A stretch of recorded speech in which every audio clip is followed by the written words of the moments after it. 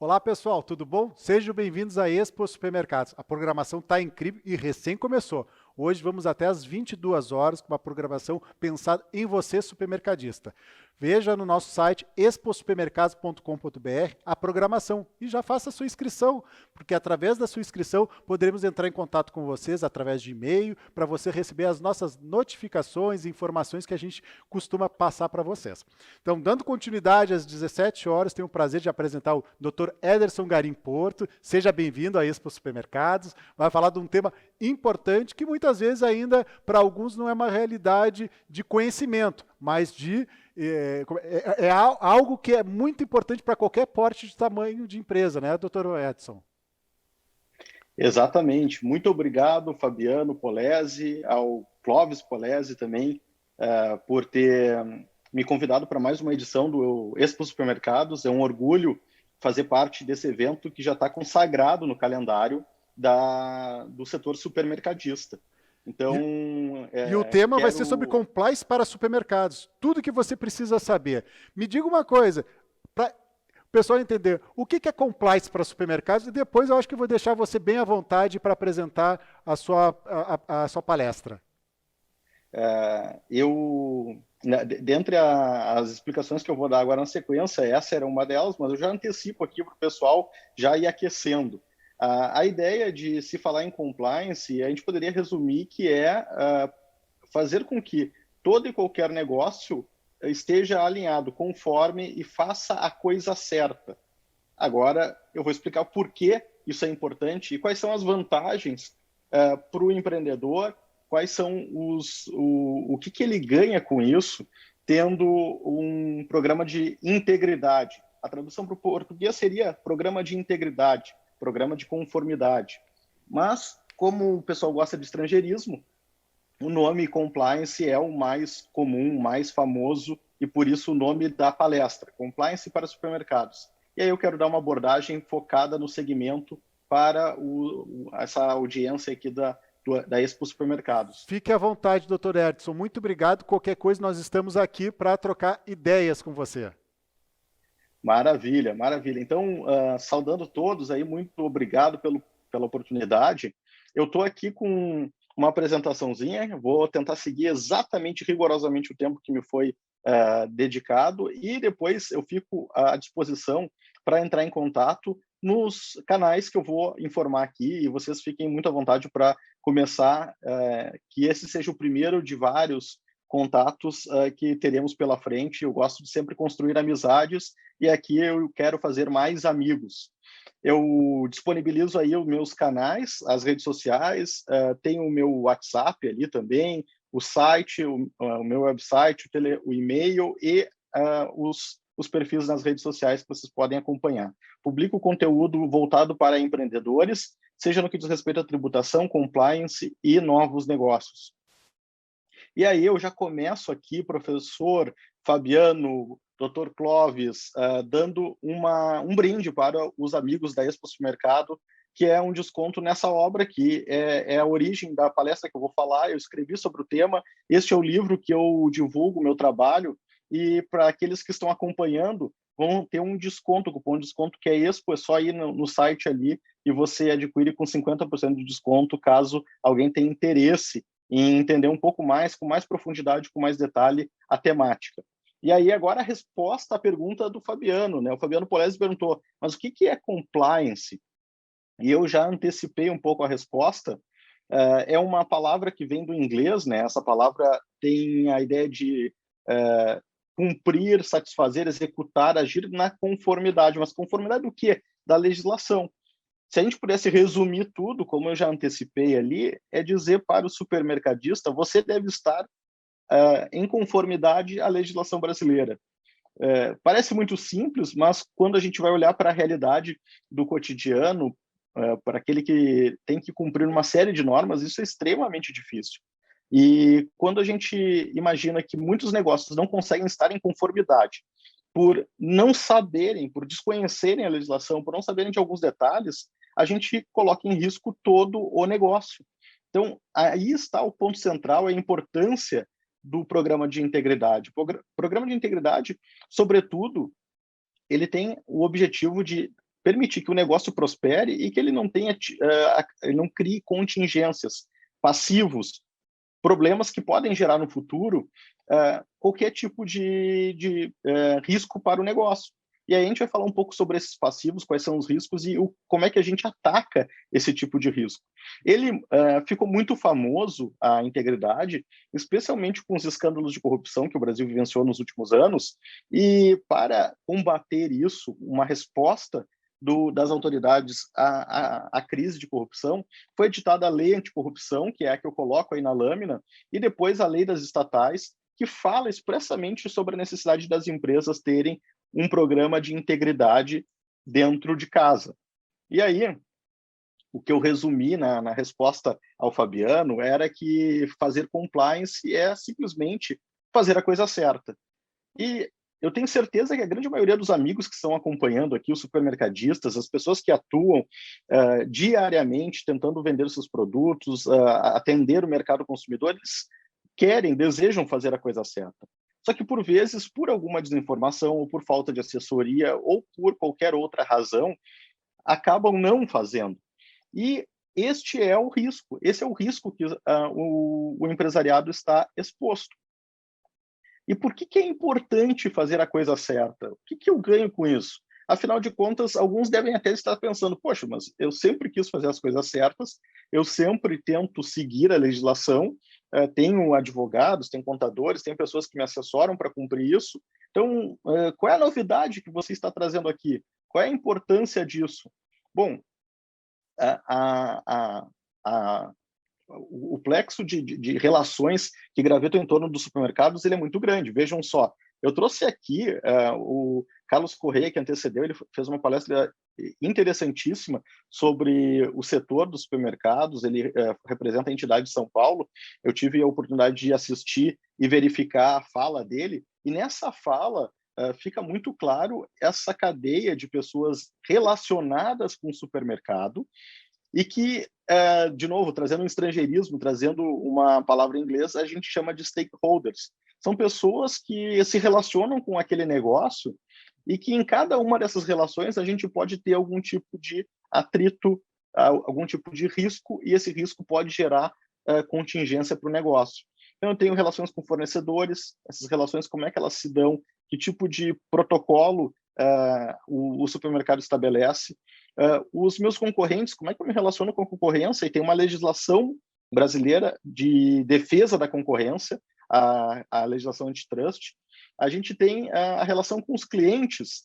Como é que eu me relaciono com os clientes? Tem a legislação de defesa do consumidor, e muitos dos supermercadistas sabem o quanto isso isso importa para o negócio, né? Atender bem o consumidor e evitar que ele eventualmente demande contra o supermercado ou gere qualquer tipo de litígio. Os órgãos públicos são os mais variados, né? Esse talvez seja um dos calcanhares, pedras no sapato do empreendedor, que ele tem um monte de órgão público para prestar contas, atender, buscar certidões, documentos, e é difícil ter isso tudo na palma da mão controlado.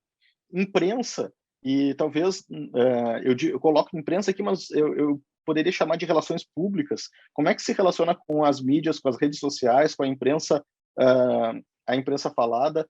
Uma má comunicação, uma má gestão da imagem daquele negócio pode comprometer, e eu vou tentar trazer alguns exemplos, como isso repercute na reputação, no aspecto reputacional. E, por fim, aqui dentro dessas relações, eu elenco aqui os colaboradores.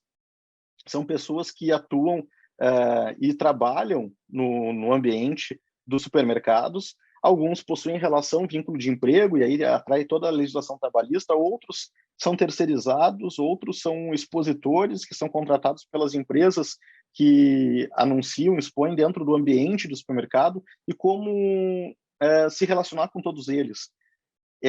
Esse é o contexto do que o compliance vai lidar. Ele vai tentar lidar com todas essas relações de modo que o negócio ele esteja tendente, buscando a perfeição, buscando estar em conformidade com todas estas relações. Aí vem a pergunta, é possível estar em conformidade com tudo simultaneamente o tempo todo? Dada a complexidade da legislação brasileira, e isso é conhecido de todos, provavelmente essa conformidade 100% é difícil de alcançar. Agora, qual é a vantagem do programa de integridade, sabendo que é muito difícil de cumprir com toda a legislação? A empresa que busca, que visa a conformidade, ela tem uma atenuação de qualquer tipo de sanção pelos órgãos públicos. Isso está previsto em lei, está amparado na legislação. E nas sentenças do juiz Sérgio Moro, e quem quiser consultar depois eu posso passar, ele sempre colocava lá a referência de que a entidade que estava sendo investigada, sancionada, tinha ou não tinha compliance para fazer a dosimetria ou aplicação das sanções que ele combinava naqueles casos lá da Lava Jato. Então, isso ganhou repercussão. E a outra importância que eu destaco aqui é tentar resolver aquele clássico problema que os economistas chamam de problema de agência, o conflito do desalinhamento. Uma pessoa quer ir para um lado, outra quer ir para o outro. Eu ilustro aqui com um farol que guia os navegadores ou a torre de comunicação que orienta os aviadores. Então, tanto na aviação quanto na navegação, como nas nossas vidas de um modo geral, é preciso ter esse alinhamento, porque em determinadas circunstâncias, por não ter essa comunicação bem feita, por não ter essa mediação feita de forma correta, pessoas que não necessariamente são antagonistas, são adversários, podem se colocar em rota de colisão. Então, alinhar os interesses é um dos trabalhos feitos pelo compliance. E isso pode ser muito interessante, muito útil para os negócios. E aí eu coloco aqui uma frase que é muito comum os empreendedores, especialmente os micro, pequenos empreendedores, mas por que eu vou fazer esse meu negócio? Isso é uma coisa super cara. Qual é a vantagem que isso traz? Você acha caro um programa de compliance? Você acha caro que um profissional atenda e cuide de todas essas relações para que você esteja em conformidade ou buscando a conformidade? Eu trago aqui alguns exemplos. Um exemplo muito conhecido do setor de supermercados, que impactou no ano passado, todo mundo deve ter acompanhado isso, aquela tragédia ocorrida numa das filiais do Carrefour, no Rio Grande do Sul. Então, o que aconteceu ali? Uma má gestão dos colaboradores, vejam, as relações que o supermercado tem com uma empresa de segurança que não tinha adequadamente tratado a questão de treinamento, não havia um compliance efetivo a cuidar desse tipo de relação, ocorreu uma tragédia, e essa tragédia, e aqui não se entra no mérito do acerto ou do erro das pessoas envolvidas, mas eu estou falando de ter um plano para que novas tragédias sejam evitadas e se casos semelhantes venham a ocorrer, o que se deve fazer em casos como aqueles? Havendo um programa de integridade, um programa de orientação, e importante nesses programas é conseguir comunicar com todas as pessoas que estão envolvidas no negócio. Não basta simplesmente só o dono do negócio saber que há um programa de integridade se os colaboradores não sabem. E ali, claramente, não havia sido transmitido isso, em que pese a rede Carrefour, que é uma empresa de capital aberto, ela tenha um programa de integridade, só que isso não chegou lá na ponta. E aí, qual foi o impacto disso? Segundo a revista Forbes, 2 bilhões em valor de mercado após a morte de um cliente na sua sede. Então, vejam, isso é uma contingência monstruosa, é um valor que, se fosse comparável, proporcional a pequenos negócios, isso representaria o fim, o término de qualquer negócio. A empresa Vale do Rio Doce perdeu 71 bilhões de reais em valor de mercado após a tragédia em Brumadinho. E vejam, poderia ser evitada, poderiam ter medidas de prevenção, se poderia ter ações que poderiam debelar esse tipo de tragédia? Sim, poderiam. E se essas ações fossem efetivas, se tivesse feito a prevenção, talvez não se tivesse vitimado pessoas e, além disso, não teria perdido o quanto se perdeu em valor do negócio. E aí, a empresa IRB, quem quem conhece é uma empresa de resseguro, ela teve problemas com a sua contabilidade em razão desses problemas de imprecisão, para dizer o mínimo, né? Eu não quero aqui entrar no detalhe e avaliar se havia algo a mais, mas, enfim, a contabilidade não era precisa. E essas imprecisões contábeis geraram uma série de investigações que fizeram com que o negócio perdesse esse valor contábil absurdo de 10 bilhões de reais. Então, vejam, você acha caro? Então, eu trago aqui a frase do procurador-geral dos Estados Unidos, que exatamente disse: se você acha caro um programa de compliance, experimente, tente não estar em conformidade. Não estar em conformidade, como eu ilustrei aqui, é muito mais caro, é muito mais oneroso. E aí, quais são as aplicações disso? Como é que a gente aplica o compliance no setor de supermercados? E aí eu quero tentar ir para um aspecto um pouco mais prático. Começando com um exemplo aqui, compliance trabalhista. Então, no setor dos mercados, tem a legislação do trabalho que estabelece a necessidade de utilização de alguns EPIs. E é evidente que o dono do negócio, as pessoas que possuem cargo de gestão, elas tomam cuidado de informar os colaboradores e orientar na utilização desses EPIs. Só que, se não há um programa de integridade, não há uma estratégia para que comunique com esses colaboradores e que isso evite as contingências, os acidentes, os problemas que depois decorrem lá na Justiça do Trabalho, esse tipo de não conformidade com a legislação trabalhista gera um passivo trabalhista. E aí todo mundo sabe que não é desejável, não é do interesse do empreendedor ter uma demanda trabalhista. E a gente sabe que o rumo dessa demanda, desse litígio no direito do trabalho é muito ruim.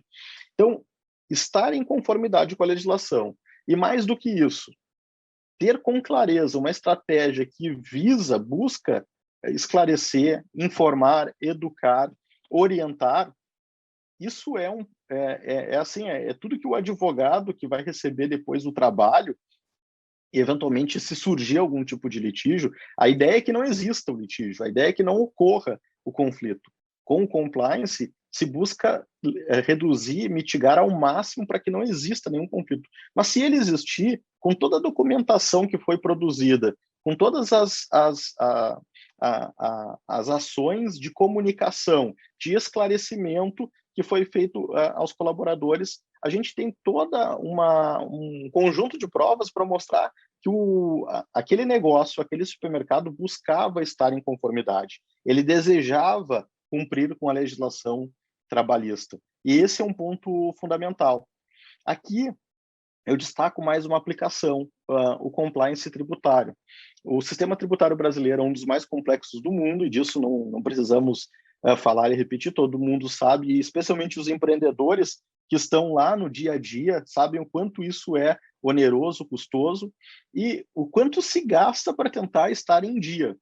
Agora, o ponto importante aqui é que não basta simplesmente ter contratado o profissional e dizer, olha, eu contratei e imaginava que eu estava em dia. É necessário ter medidas concretas visando a conformidade, buscando atender. Então, um programa de integridade vai se preocupar com o cumprimento das obrigações, vai ter uma estratégia de checklist. Olha, você cumpriu com a entrega das declarações, você fez a apuração correta, você encaminhou para o contador deu um parecer a respeito desse tipo de registro contábil, todo esse tipo de protocolo de encaminhamento das medidas, dos processos que são feitos na área fiscal do supermercado é extremamente importante para eventual mitigação, para diminuir, para reduzir eventual passivo tributário ao máximo, e obviamente que o primeiro objetivo é evitar que ocorra qualquer passivo, qualquer tipo de incorreção na apuração dos tributos. E, em segundo lugar, se esse passivo ocorrer, se vier uma autuação, se vier a fiscalização, eu vou ter toda uma documentação a me amparar para dizer que eu busquei estar conforme, eu busquei estar em conformidade. Além disso, eu destaco aqui, e o colega que vai me suceder vai falar um pouco sobre legislação do consumidor e vai falar sobre a legislação de consumo. É extremamente importante ter um compliance para o consumidor, para evitar que o conflito com o consumidor instaure, e mais, e aí eu encaminho aqui o final da minha fala, mais do que evitar o conflito, é perpetuar o negócio, é buscar a perpetuidade, buscar a estabilidade das relações.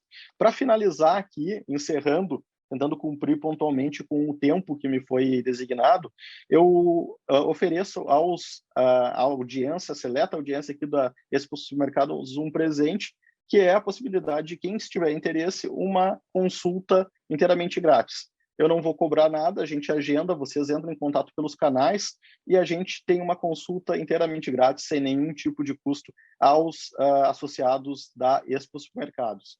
Esses são os meus canais de contato, estes são a forma que vocês podem entrar em contato comigo e aprofundar um pouco mais esse bate-papo, esse diálogo, que espero que não se encerre aqui. Eu agradeço muitíssimo, Fabiano Polese, pela oportunidade de estar com vocês e conversar com este público da Expo Supermercados. Parabéns pelo evento. Muito obrigado, doutor Edson. É muito feliz, a gente fica muito feliz em receber, porque em outras oportunidades nós já tivemos uma entrevista que convida a todos a assistir sobre tributação. A dúvida muito comum no nosso setor, doutor, eu sou lucro real, não sou lucro real, lucro presumível. Se você quiser dar um comentário para o pessoal assistir no nosso canal, o que a gente comentou, que isso desperta realmente uma dúvida para o nosso setor.